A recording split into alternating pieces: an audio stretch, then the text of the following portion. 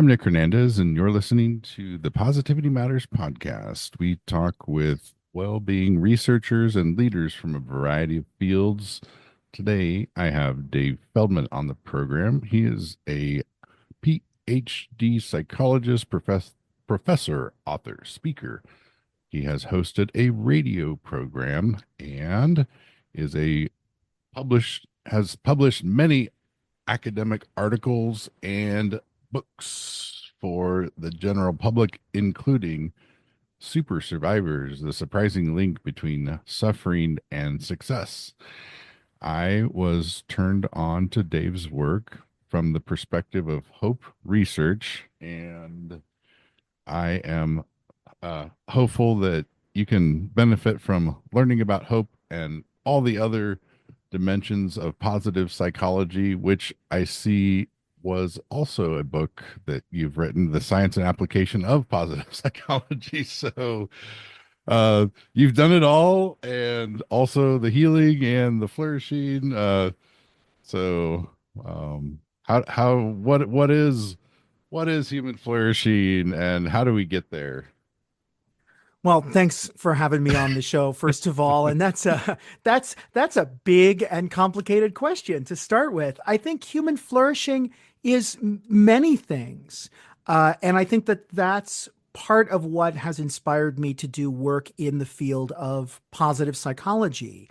So, Nick, you and I were talking a little bit before the show about this idea that historically psychologists, for most of the time that the field of clinical psychology or counseling psychology has existed for about 100 years, we've focused almost exclusively on human deficits. We've focused on what makes people feel depressed or what makes people feel anxious or what gives people ADHD or any other number of problems that people face. And don't get me wrong, these things are super, super important, but there was almost this the sense that psychology was all about how do we identify people's deficits and then help them to kind of get rid of those deficits and become quote unquote normal, whatever that means. And yet, I think that when you ask people what makes life worth living for you? What makes life good? Most people wouldn't say to not be depressed, right? Or most people wouldn't say to not be anxious, or most people wouldn't say to not have ADHD. Instead, most people would say, well, no, what makes life worth living for me is having goals that are meaningful to me. So I think meaning is a part of flourishing, being hopeful about my future. So I think hope is a part of flourishing, identifying what my strengths are and how I can benefit others and benefit the world. So I think that's part of flourishing. So I think there are many things that go into what you could call mental health. In the positive sense. And that's what inspires me to do the work that I do in positive psychology. So that's what inspires me to do my research. That's what's inspired me to research hope, which really is the center of the work that I do. And that's what's inspired me in my work with clients to not only help them to discover how to identify and address the pain and the suffering and the problems in their life, which is real and important, but also to ask them, well, what do you want to move towards? Who do you want to become? What are the strengths that you can use along the way to get there? Thank you so much. I've got a little metaphor that I just thought of as you were talking, and that is I kind of took my 30s off from tending to my physical well-being. I noticed in my early 40s I was starting to have weird aches and pains all over. So I went to Sounds started going familiar. to the gym. And then one of my Gallup strengths is maximizer. So my strength went up, and then again I started experiencing weird aches and pains and from the up, trying to push the strength too far, I think. And so it's like probably somewhere in the middle there is the appropriate place. But I've kind of pictured hope in a similar way, in that if you don't have it, you're probably going to feel some weird aches and pains. And I don't know if there's an upper limit though to it. But anyways, Yeah, like there's I think languishing is the term I've heard that I think Corey Keyes uses for the low hope or low positive mental well-being, the weird ache and pain of maybe low hope and maybe loneliness. Those would be like the two things of languishing.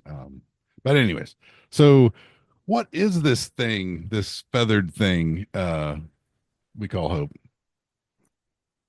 Well, I think hope means almost as many things to as many people as there are on the planet. So whenever I define hope, I always like to say that I am only going to offer a definition, a model that has worked for me.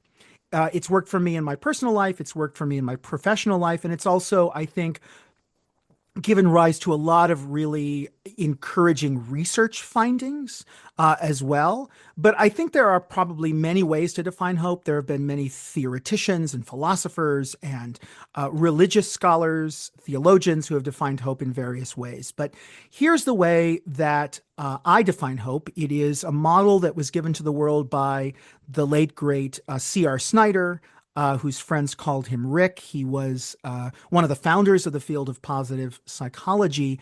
And before I tell you what the definition of hope is, I always like to share the story of how Rick came up with this definition so that people can connect with it on a human level. He spent his whole career trying to understand what hope was, and he quickly realized that it was kind of a dead end to just ask people what hope meant to them because if you ask 100 people what hope means to them, you're going to get 100 different answers. So he knew that was kind of a quagmire. So he actually had a year's sabbatical from his teaching job at the University of Kansas. And he decided to use that year sabbatical to do what amounted to a very grassroots, informal research project, I guess you could call it. He went to leaders in the community. These were church leaders, religious leaders, business leaders, educational leaders, political leaders, everybody. And he asked these folks to give him a list of the names of the most hopeful people that they knew, using whatever definition of hope they wanted. I mean, that's key, right? He didn't give them a definition because he was trying to develop a definition. He just asked them, just give me the names of really hopeful people. And I'm imagining that he also asked them for a list of names of people who maybe aren't as hopeful. Um, by the way, he never published this story. I know this only because I was his student and he told me this story. Mm. So I'm backfilling a little bit of this. And then he took a whole year and he approached everyone on those lists that would talk to him. And he simply asked them, tell me how you think. And what he discovered was that all the people on this very hopeful list shared three things in common. And Rick ended up calling these the three components of hope. But I have preferred over the years to call them the three conditions for hope to thrive. And particularly when I do hope interventions, I find that that phrasing really helps people to connect with them and learn them better. So the three conditions are, first of all, having goals. So this is kind of no duh. But in order to have hope thrive, you have to have something to hope for. So a goal or goals in your life. And I think it's important for those goals to be things that you actually want to do, that are actually meaningful to you. So many of the things we work on in our lives are things we have to do for others. We have to do for our kids, we have to do for our spouse, we have to do for our boss. We have to wash our clothes because otherwise we won't have pants to wear. But I think it's important that we have at least some goals that are really truly intrinsically meaningful. And those goals can be anything in our lives, the professional goals, to get a job, to climb the corporate ladder, to, get good grades in school, to very personal goals, to love more fully, to deepen in our spirituality, to be a better friend or a partner. But having something to hope for is key. And then the second condition for hope to thrive is having pathways.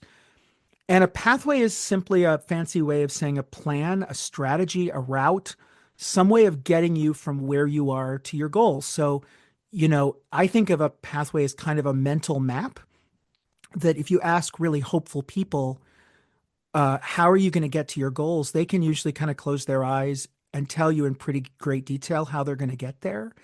And I think also really importantly, people who are high in hope tend to have kind of multiple pathways because they realize that some of those pathways are going to be blocked to any goal. I mean, life's going to throw us obstacles. So they tend to kind of think of multiple pathways to any one goal just as a backup plan. And then the final condition for hope to thrive is agency. And I always think agency is kind of a wonky term, but what it basically means in this context is the energy or the motivation that you need to go after your goals. Because I think any of us who have ever really had a goal that was important to us know that it can take significant energy to to get off our behinds and go after it. And I think agency can come from lots of sources. Rick initially talked about it as coming primarily from the way we think about ourselves and the way we talk to ourselves. So having beliefs like, even when the going gets tough, I believe in my ability to get to my goals. I'm a competent person. Things like this can be sources of agency.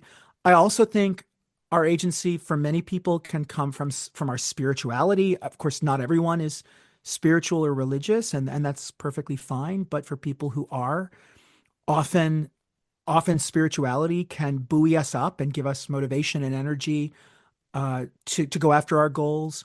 I think for some of us, it can also come from our physical bodies. You were mentioning working out and getting physically fit a second ago. I think getting sufficient exercise and eating good food and getting enough sleep, which is challenging for a lot of us, can be sources of that energy or motivation, that agency. And then I think another really important source of agency is other people in our lives. Those cheerleaders in our lives who believe in us even more than we do.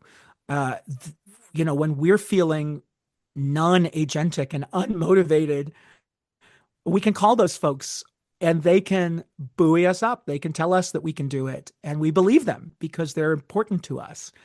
So I think all of these can be sources of agency. But I think regardless of where these things come from, these are the three components of hope, or the three conditions for hope to thrive: goals, pathways, and agency. And we've got lots of research now that shows that when people can have these set in their lives, even if only a little, that they tend to have all kinds of other positive outcomes. They tend to achieve their goals more often. If they're students, they tend to have better grades. They tend to have lower levels of depression and anxiety. And for me, one of the things that's really fascinating is they tend to say that their life feels more meaningful and more full of purpose, which I think is super important. So at least that's the definition of hope I've been working with in my career, for better or worse. It seems like the on the belief side, it's something like tomorrow can be better. Yeah, And then I with think that's those right. ingredients that you just laid out, um, and I can be a part of that happening. That's right. And I think that's the difference between optimism and hope. People often say, well, isn't hope just the same as optimism or positive thinking? And not, I don't want to knock optimism or positive thinking. Those can be powerful components of life as well, at least for some people. But I think Carver and Shire, the great researchers of optimism, defined optimism as basically a diffuse, they called it generalized belief that the future is going to be good, that the future is going to be positive. Um, we may take actions to make that future positive or not. It's kind of agnostic to our own actions. So, regardless of whether I do something to make it good or not, I believe the future is going to be good. That's the kind of like glass half full kind of thinking that optimists do. I think what's different about hope is that hope pairs that idea of, I think the future is going to be good, with the idea of, and it's partly through my own actions, that I can do things to make it good by setting goals, by finding pathways for how to get to those goals and circumnavigating obstacles along those pathways, and by finding ways of keeping my agency, my motivation up. So it puts the you and your efforts and your beliefs in yourself in that in that loop. um, and says you can be animated to make the future better. And I think personally, that's what makes hope, for me at least, a more powerful phenomenon than just pure positive thinking or optimism. Interesting. Um, do you entertain hypotheticals? I'll do my best. Okay. I'm picturing, okay, so someone does all these surveys, and you find before you is the world's most optimistic person who is also the world's least hopeful person. Hmm. And then the next person is exactly the opposite. They have the highest hope ever measured and the lowest optimism ever measured. Describe these two people, and which would you choose to be if you had to choose? Well, it's a great question. I think it's a great hypothetical, but let me say it's practically probably not going to happen because we do know that hope and optimism correlate, but they only correlate moderately. They don't correlate with each other super highly. And so what that does mean is it is possible, at the very least, to be high on one and maybe not super high on the other. You know, I can't imagine someone maxing on hope and having no optimism, or maxing on optimism and having no hope, but they're not perfectly correlated, that's for sure. And the one that I would choose is actually the one that I am, so I'm a little biased, which is that I call myself a hopeful pessimist. And whenever I say that, people giggle. It's like, how is that even possible? I've really spent a lot of time thinking about this because I am not an optimist. I Not at all. I am definitely a pessimist. Um, I think what makes me a pessimist, at least a moderate pessimist, I mean, I'm not a cynic, but I'm a pessimist, is that I believe that bad things are just going to happen. I mean, I think all we have to do is look around us in the world right now, and it's just obvious there's lots of bad things. Bad things happen all the time. And I'm also pretty sure that there's nothing any of us can do to wave a magic wand and stop that. I mean, you bet if I could wave a magic wand and stop trauma from happening, stop natural disasters from happening, stop failure and setbacks from happening in our lives, stop social inequities from happening here and around the globe, I would. Gosh, if you have that magic wand, I hope you'll use it. I don't, and it gives me great pain. And so part of me is this sort of pessimist that says bad things are going to happen in our lives, and there's not a lot we can do absolutely to prevent those things. But what makes me a hopeful pessimist is that I also believe that when bad things happen, we nonetheless have the ability to ask ourselves, what now? Right? What can I do now to acknowledge the reality of what's happened, to acknowledge the things that perhaps I have to accept that I cannot change at this moment, but then to ask myself, what meaningful goals can I set on top of the reality that I face? How can I find ways of moving towards those goals? And how can I keep myself motivated, give myself agency, despite the realities that there's pain in my life and there's pain in the world? And I think that's possible even when bad things happen. And in fact, I think when bad things happen in our lives, that's when we most need hope to keep us going, right? Because hope is what keeps us moving forward despite the fact that everything seems to be falling apart. And I sometimes I worry when people say they're hopeless because I think that hope is in a way what allows us to live in a world that sometimes is pretty scary. And I think that when we've given up hope, we've really admitted defeat. And I want to help people to maintain hope that there's a way forward in their lives. So I think it's possible to not be a naturally positive thinker. I think it's possible to be a pessimist. I think it's possible to say, here are the things that are wrong with the world and my own life, and say, I'm going to do my best to maintain hope that there is a way forward and I'm going to work towards trying to make things better. So I think I would always choose to be high on hope, even if it meant I was a little lower on optimism.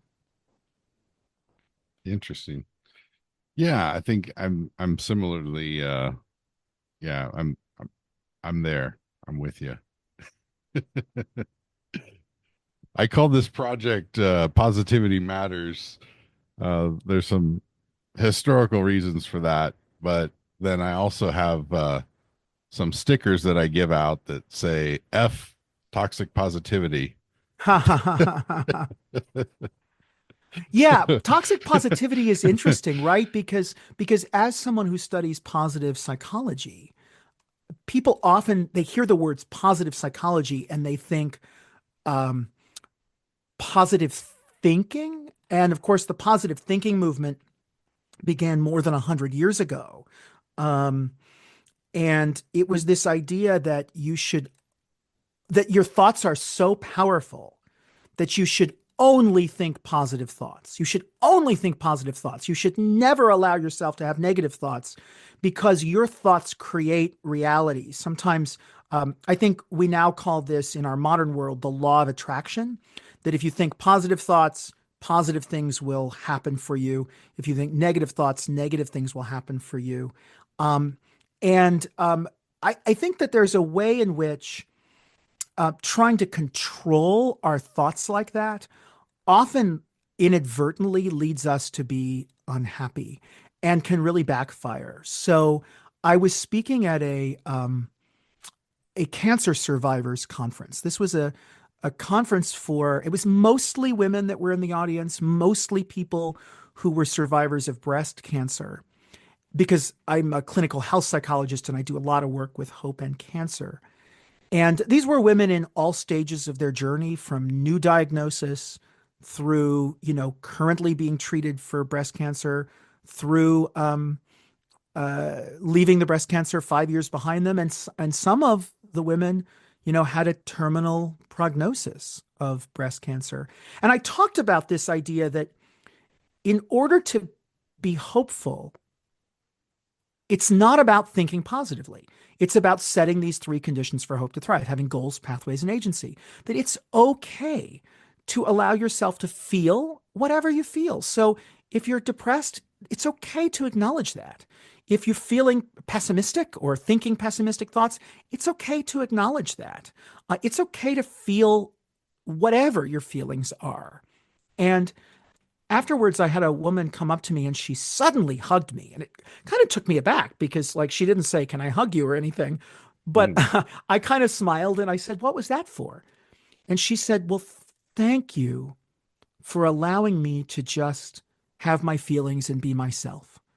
And she shared with me that when she was newly diagnosed with cancer, she went looking on the internet and she talked to friends and she was given the advice over and over and over again that she should only think positive thoughts, that she should only look on the bright side, that she should only look for the silver lining, and that she should never have negative thoughts. In fact, she said she read a quote that said, "You caused your cancer and you can cure it." This, again, this idea that it's your negative thinking that somehow caused your cancer. And she said she tried to force herself to only have positive thoughts. But the more she tried to force herself to do that, the more she realized it just wasn't in her. Like, she wasn't naturally an optimistic person. So she would have negative thoughts and then she would torture herself for this. And she would tell herself, "Oh my gosh, I'm making my cancer worse. It's all my fault." And she would feel ashamed. And then that would lead into this cycle again of saying, "Oh my gosh, I should only think positive thoughts." And trying to force herself to only have positive thoughts even made it worse. And she said, by actually letting that struggle go and saying, "You know what? I'm going to allow whatever my feelings are to be there. And I'm just going to think about setting these three conditions for hope to thrive, setting meaningful goals in my life, finding pathways, and finding ways of motivating myself through agency." She said that that's what enabled her, or at least she believed that that's what would enable her to move forward. So, yeah, I don't see hope as necessarily the same as this kind of power of positive thinking. I see it as something a little bit related, but a little bit different and more pragmatic. Thank you for that reflection. Uh, let's talk about hope optimization or uh, strengths. So Sure. thank you for trying the VIA survey of character strengths. And um, yours came out as love of learning, curiosity, hope, judgment, kindness. I have one quick thought. I think on the Gallup survey, they have two strengths that if you put them together, they kind of correlate maybe with a trait like hope, and that is futuristic. So that would, I kind of think of that as like the goals thinking, and then strategic as the pathways thinking. And I have hope in my VIA, and I also have futuristic and strategic in my Gallup top strengths. So I Hmm, think yeah. I think I've got the trait one, but it just took a little while to get it unlocked because it was this rumination had everything on all the good things on lockdown for a while. So, anyways, it's unleashed now, and this show is it's in full engagement with the world mode, like the roaring lion. So, I love it. but yeah, so tell me about your strengths. How do you see those playing out through what you do? Yeah, when I took the strengths survey, and I've taken it a few times, and it's interesting. It gives me different strengths sometimes. I mean, they kind of change order, or one might show up. It's not totally stable for me, but this is the latest set. I mean, I look at my top two strengths: love of learning and curiosity. That's definitely me. I'm a professor. I'm a researcher and I'm a psychotherapist. And I think the commonality to all of these things is is my sort of desire to learn, to hear stories, to get to know people, to get to know ideas. I feel like that's what I do as a professor and a researcher. I'm learning new concepts. I'm helping students to apply them. Um, I'm generating new research. I'm asking questions of the world. I always say this to my students, some of whom say, "Well, I don't love research. I don't like sitting at a computer and doing, spreadsheets and statistics." And I say, "Oh, that's not what research is about. Research is about being curious about the world and asking questions of the world, and then coming up with experiments, studies that give you answers." And to me, that's the coolest thing is getting answers to the questions that I and others have. But I also think that love of learning and curiosity are what animate my work with my clients in Mm, therapy. I think you have to be radically open to other people's stories, to other people's worldviews, to other people's experiences, and you need to be really curious about what they're going through in order to be a good clinician. And then my third value is hope. mm. I don't think it's any coincidence that I study hope. Um, Even though, as I mentioned before, I'm a hopeful pessimist, I do value hope so much, and I think that hope is kind of the engine that drives our lives forward. I think if you think about anything that matters in your life, um, whether it's relationships, uh, whether it's accomplishments at work, whether it's hobbies that we care about, whether it's travel, whether it's making the world a better place, we require some sense of hope, some ability to set goals and envision the way we'd like our lives to be in order to make those things become reality in our lives. And so I think hope is just core to the project of being human.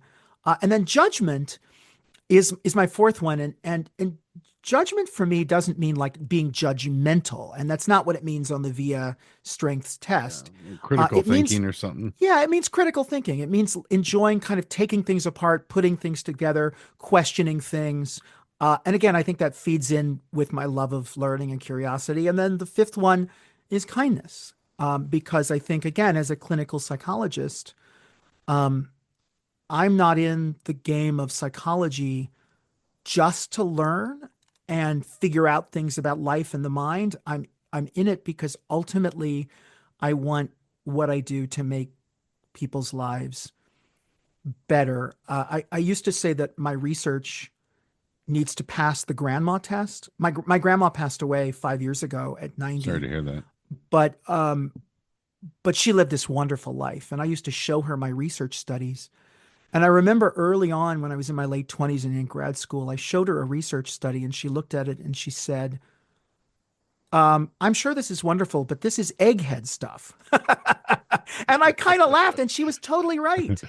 And like her test for the goodness of research was, can we use it in such a way to make life better for people? And I'm not saying that's the ultimate test. I mean, I do believe in basic research, and sometimes uh, research can be wonderful, even if it doesn't directly make the world a better place. But for me, my value of kindness, my strength of kindness shows up in the fact that I really took that to heart. And I try to make sure all the work that I do passes the grandma test. So, and your core values list is don't be an egghead. Don't be an egghead. I mean, don't get me wrong. I am an egghead. I am totally a nerd. And to me, the word egghead and nerd are huge compliments. But I Yeah, try to make sure for me, and I'm not saying anyone else has to do this, but for me, I try to take my nerdy egghead qualities, my curiosity, my love of learning, all of that stuff, and use it to try to produce stuff that hopefully benefits others. I mean, I'd like to think that by being on this earth, I've made a little bit of a difference. I mean, maybe after I'm gone, someone can I don't know, communicate to me in the great beyond and tell me if that's true or not. But that's my goal. nice. And I've just I'm wondering with the kindness, I've been thinking about that, like, many layers, many ways in which that happens. The egghead in me wants to say pro-social behavior every time I see kindness. But it's like, I think there's kind of, maybe it has to do with what our other strengths are, but I think there's kind of like a compassionate kindness, a playful kindness, and a generative kindness. Hmm. And the compassionate would be where you're trying to prevent or alleviate suffering.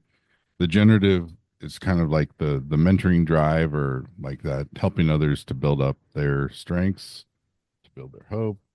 And then the playful is just that. Like, for example, there, I one of the joys of life that winds up being an activity that seems to have an expansive openness to it, and developing cognitive, physical, aesthetic um, strengths would be like partner dancing. So there's the swing dance that I enjoy, and I Hmm. host a few nights of it for the community where I'll start teaching like a beginner's lesson, and then have like a couple hours of dancing to follow. And I see that as like playful community building. And then I love it. the generative community building, I'm trying to expand the links of mentoring that take place in the community.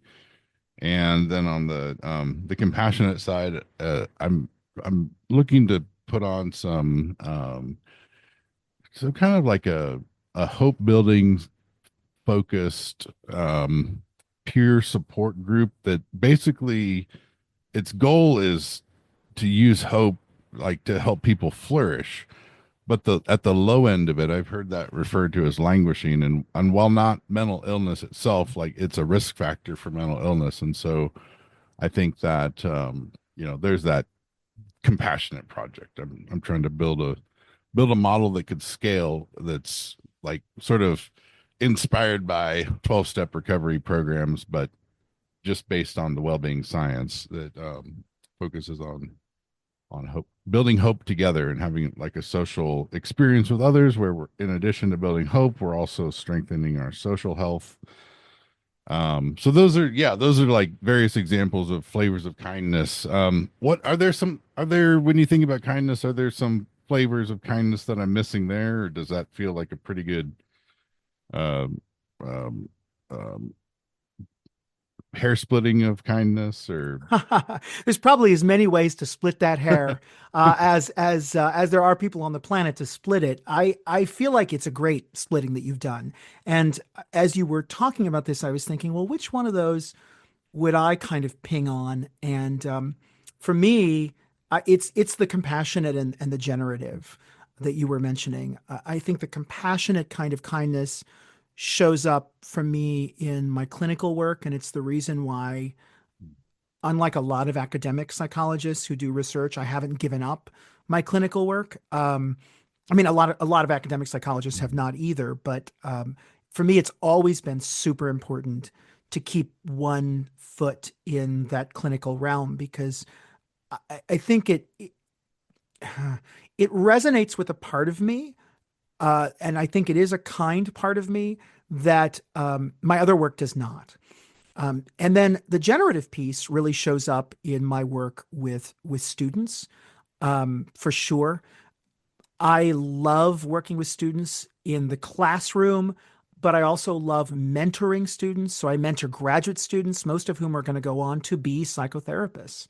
And I really try to take a whole person view of mentoring. Of course, a lot of it is around research and learning and developing technical clinical skills and professional development and professional choices.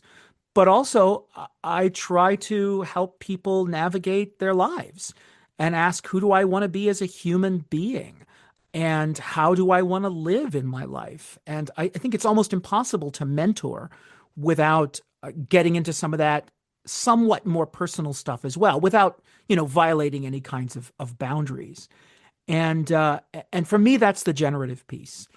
My mentees are almost like my children. They're not, but they almost are like my children, and it gives me a great sense of generative kindness to see them. I'm mixing my metaphors, but to see them fly, to see the birdies fly out of the nest and do great things in their life, and to have relationships with them long into the future. So compassionate and generative kindness is big. Not that I'm against playfulness. I love playfulness, but maybe that's not as big of a part of my career in my life. But maybe I'll have to think about doing that. But of course, we know from the research that engaging in prosocial behavior is is a huge predictor of general well-being.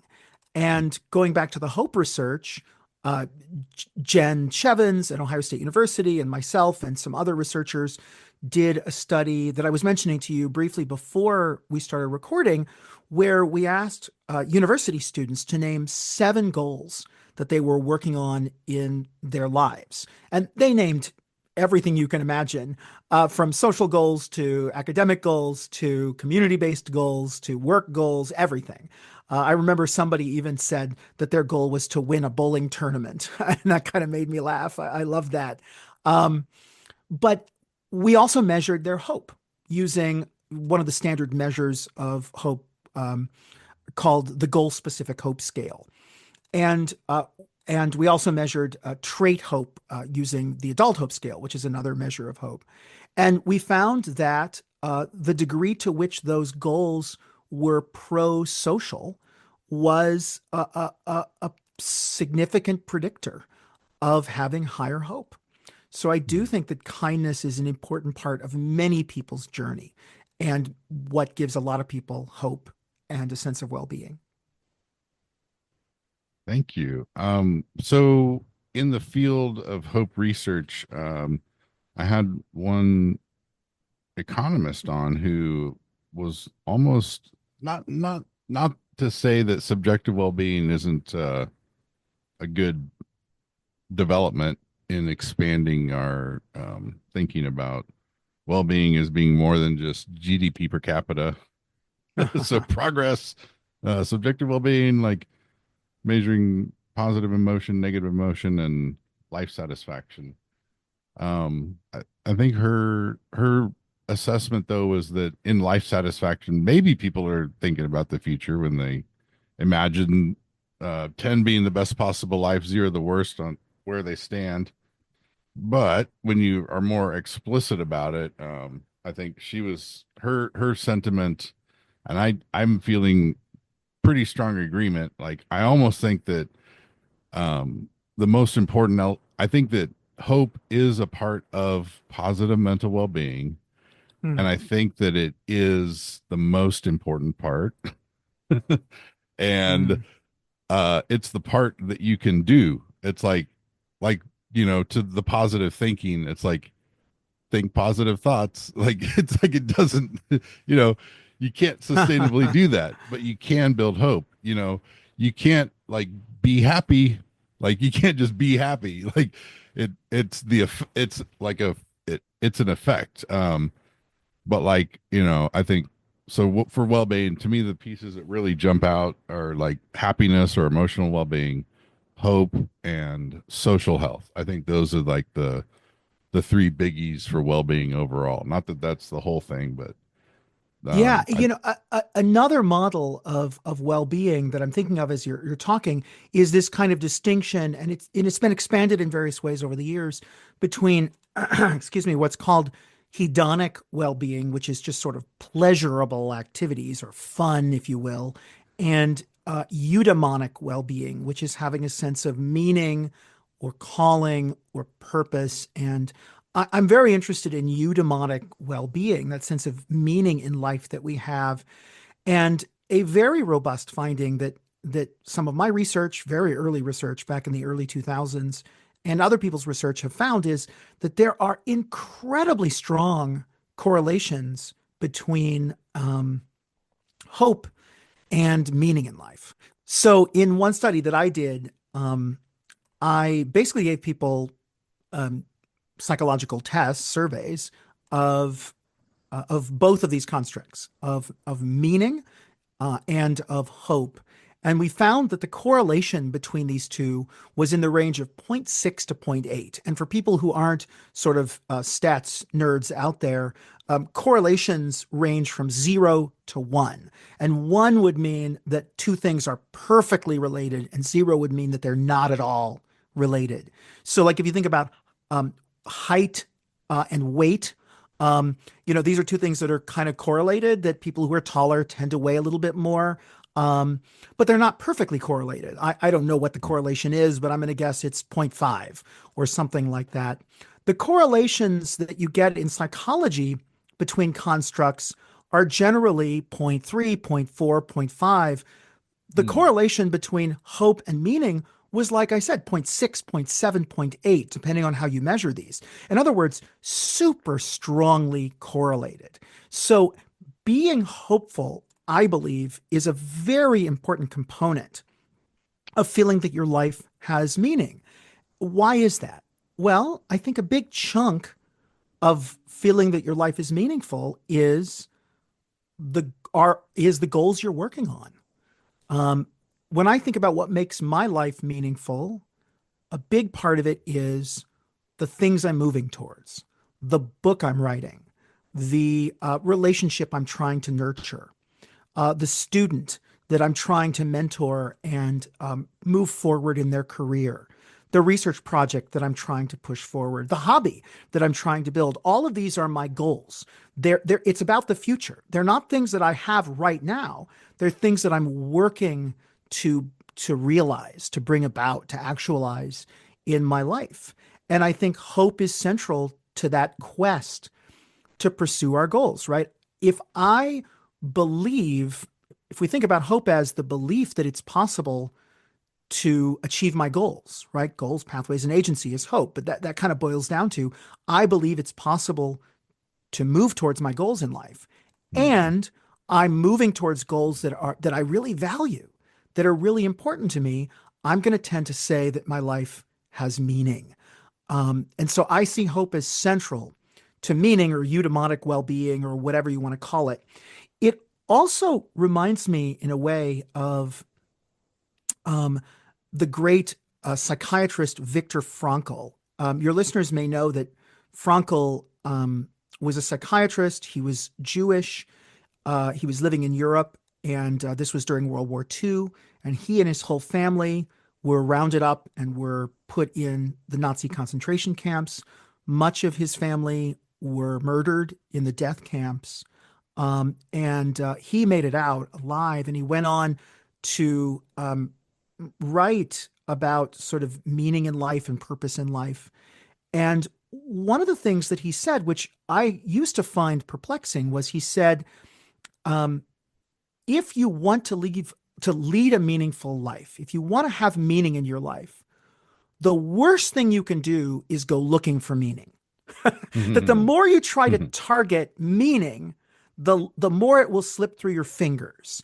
The more you try to force your life to have meaning, the more it will be elusive to you. Instead, what he says is you should set goals to engage in activities that matter.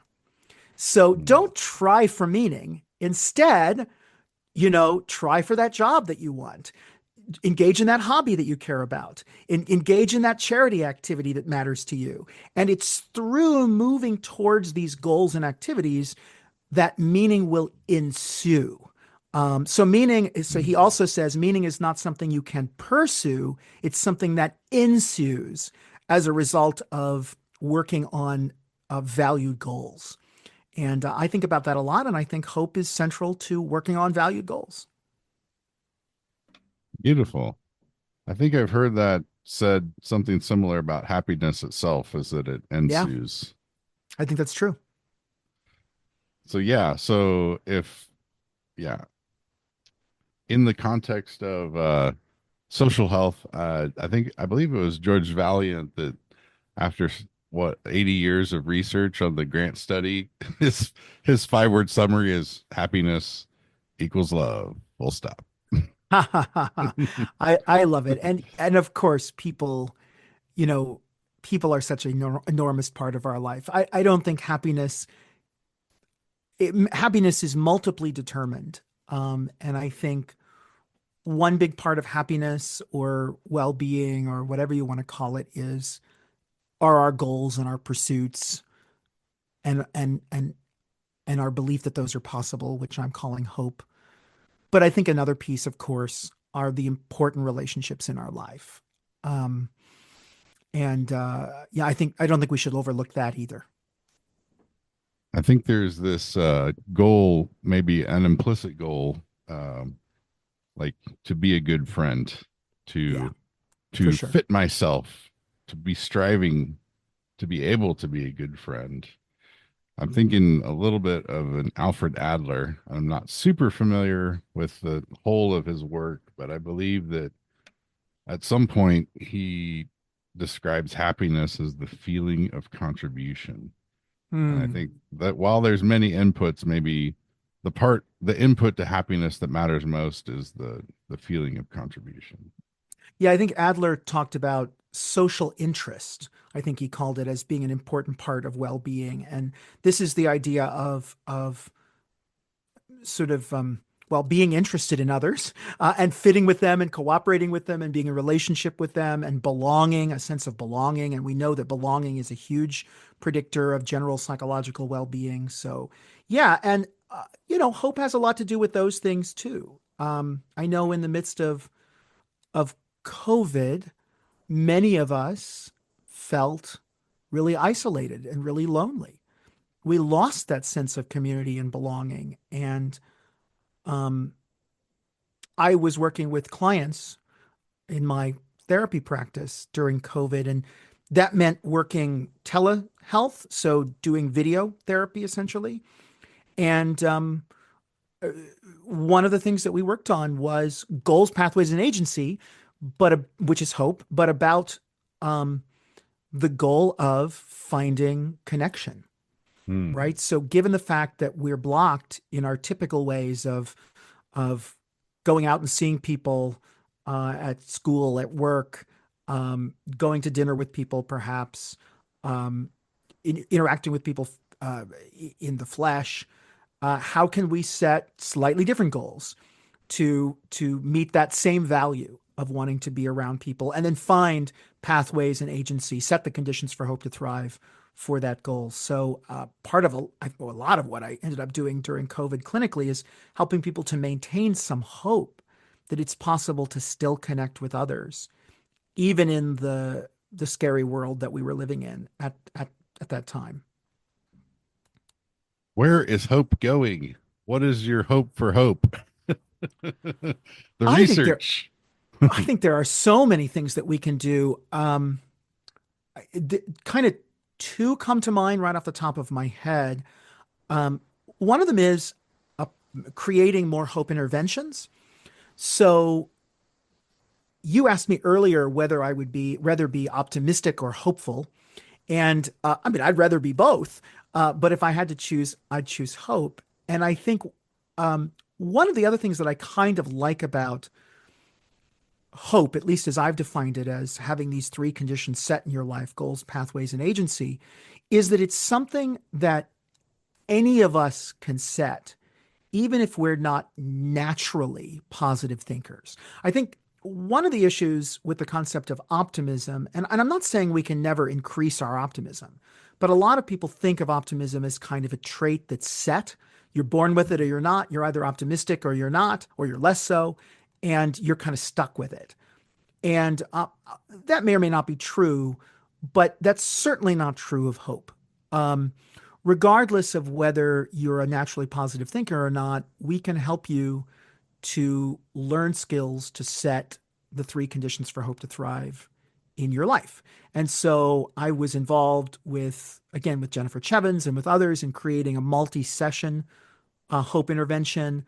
I've also been involved with Diane Dreher, professor at Santa Clara University, where I also work, in developing a single session hope intervention, a single 90-minute hope intervention called the Hope Workshop, which we developed for college students, but it's now been used for people with cancer. It's been used for physicians and nurses who are facing job burnout. And what we found is that, particularly with students, in 90 minutes, we can raise people's hope. We can lower people's negative emotions. We can increase people's sense of calling and meaning in their life. And um, I think that's pretty amazing to be able to do that quickly. So I'd like to see researchers, and they're doing this, but I think this is the future, giving birth to more and more hope interventions, and ones that are more and more scalable to bring to folks quickly, perhaps through apps, maybe through self-help books, maybe through counseling centers, um, because I think that a lot of people are, even after the pandemic, and maybe particularly given all of the problems in our world, are feeling a sense of languishing. Maybe they don't have a diagnosable mental disorder. Maybe they're not diagnosable with, major depressive disorder or panic disorder or something like that, but they just feel blah and yucky and hopeless in their lives. And I think we, as researchers and clinicians, need to be finding scalable ways of addressing that in our world, for people in our society. I think a second exciting thing in hope is figuring out systemic or sociological or societally based hope interventions. So this is something that I don't do a lot of, but aspire to do more of. We psychologists kind of get obsessed with working with individuals.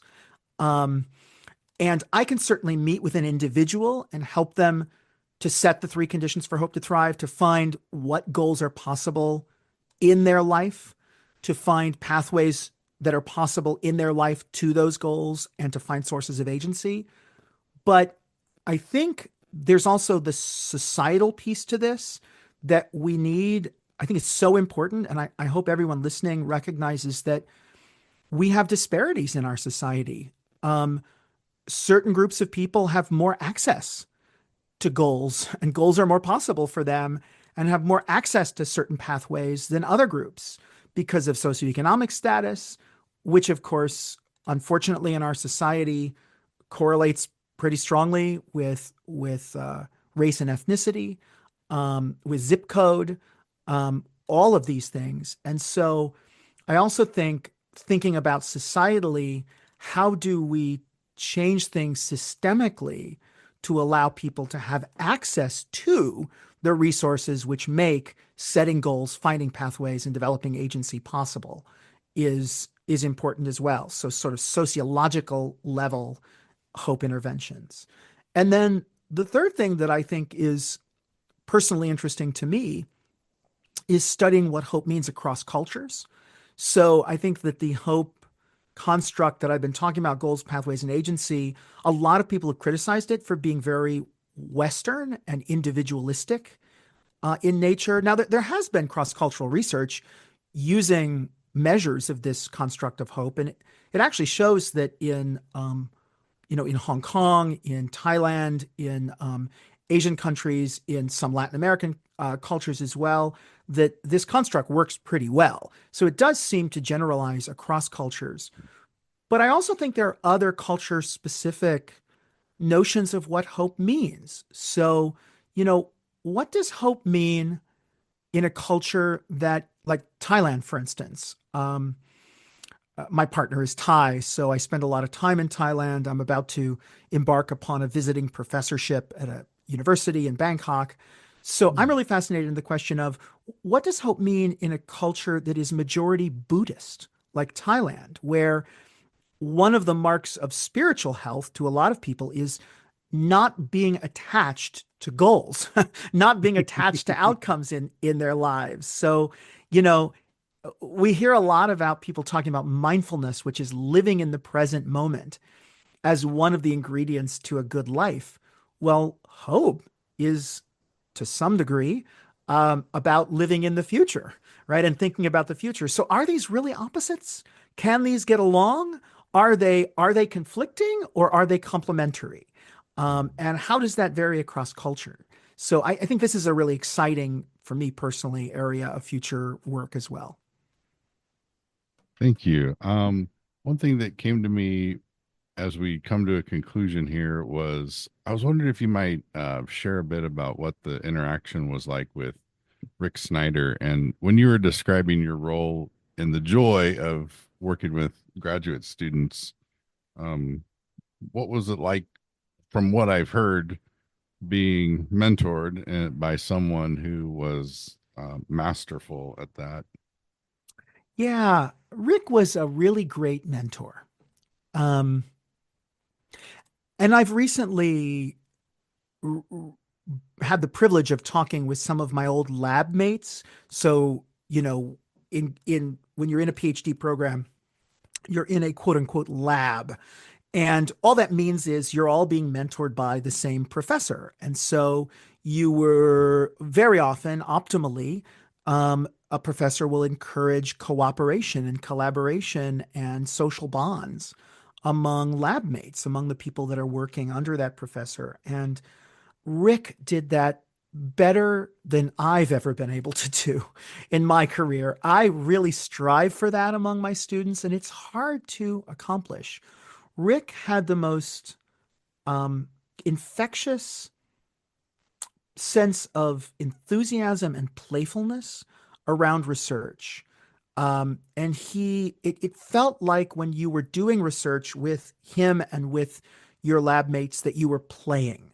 Like you were tossing around ideas, you were brainstorming, you were coming up with exciting new ideas. And it was a no lose proposition. And that really, I think, inspired me more than anything to go into research as a career. I have spoken with so many grad students who say that through their graduate school journey, they got burned out because they felt like the stakes were so high and they were so stressed. I'm not saying the stakes weren't high and that I wasn't stressed in grad school. I was, but there was also this countervailing force of playfulness and of curiosity and of enthusiasm that came from Rick. Rick was joking. He could be goofy. He could laugh. And I found that inspiring. So, yeah, that's my number one reflection on Rick. Thank you so much. And if people would like to find out more about your work, where would you have them go?